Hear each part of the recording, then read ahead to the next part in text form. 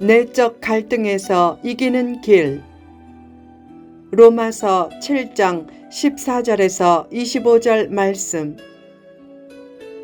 내적 갈등에서 이기는 길. 율법으로 죄를 깨닫게 될 때 성도에게는 죄를 멀리하려는 선한 자아와 죄를 가까이 하려는 육적인 자아가 철저히 투쟁한다.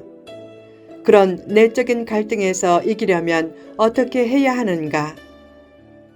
1. 자신을 너무 신뢰하지 말라.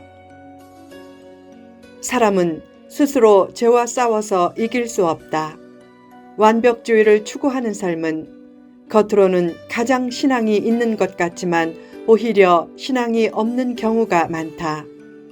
평안도 없고 조금만 무엇을 성취하면 금방 교만한 모습이 나타나기 때문이다.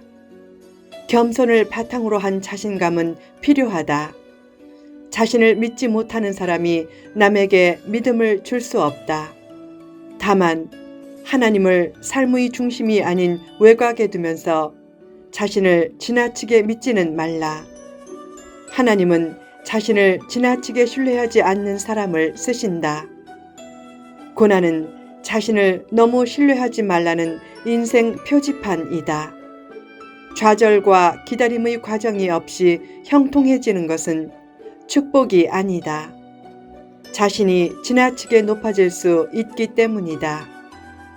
하나님은 사랑하시는 성도를 어떤 성취를 해도 자신을 너무 높이지 않게 되기까지 부서짐과 무너짐과 낮아짐의 과정을 통해 훈련하신다.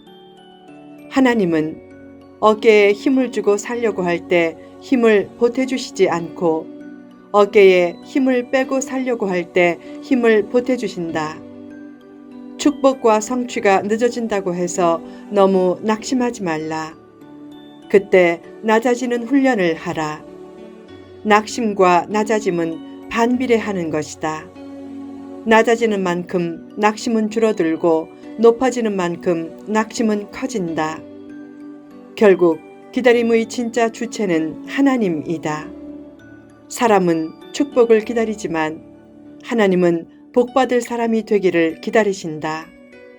사람의 기다림보다 하나님의 기다리심은 더욱 절실하다. 자신의 능력과 시간 플랜을 포기할 때 하나님은 가장 적절한 때에 현실을 극복할 수 있는 힘을 보태주시고 축복의 문을 열어주실 것이다. 2. 갈등으로 너무 좌절하지 말라. 선하게 행동하고 싶은 의지는 있지만 그 의지대로 실천할 수 있는 능력이 없는 것이 내적인 갈등을 낳는다. 왜 죄로 인한 그런 갈등이 있는가? 어떤 사람이 죄로 인해 갈등하는 것 자체가 그가 하나님의 사람이란 하나의 증거다.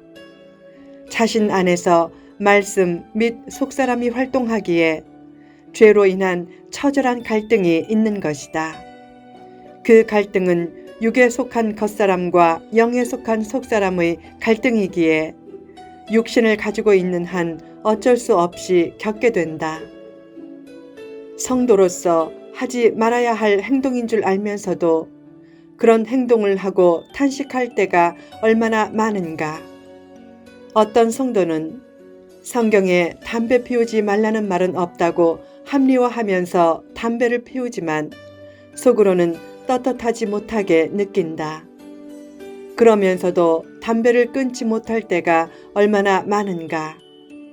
그 외에 술 먹는 것, 인터넷 도박을 하는 것, 불순한 채팅을 하는 것, 뒤에서 수군거리며 비판하는 것 등도 자기 영혼을 어둡게 함을 알면서도 그것들을 행할 때가 얼마나 많은가.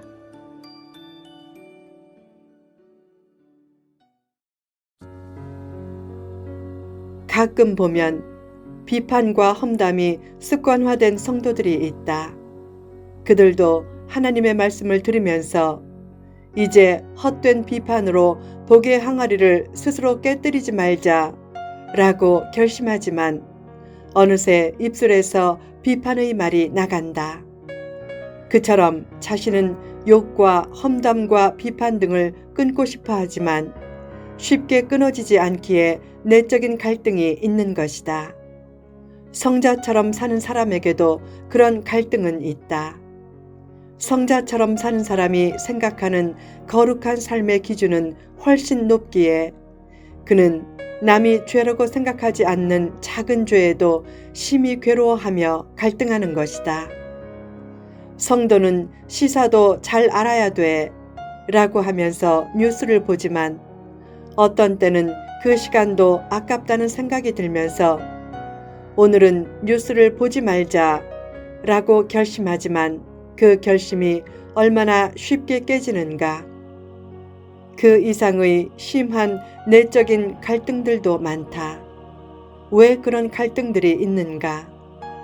죄의 법을 즐거워하는 육적인 자아와 하나님의 법을 즐거워하는 영적인 자아가 싸우기 때문이다. 그런 갈등이 있다는 것 자체가 오히려 성도임을 나타내는 표시다. 그러므로 내적인 갈등이 있는 것 때문에 너무 낙심하거나 좌절하지 말라. 3.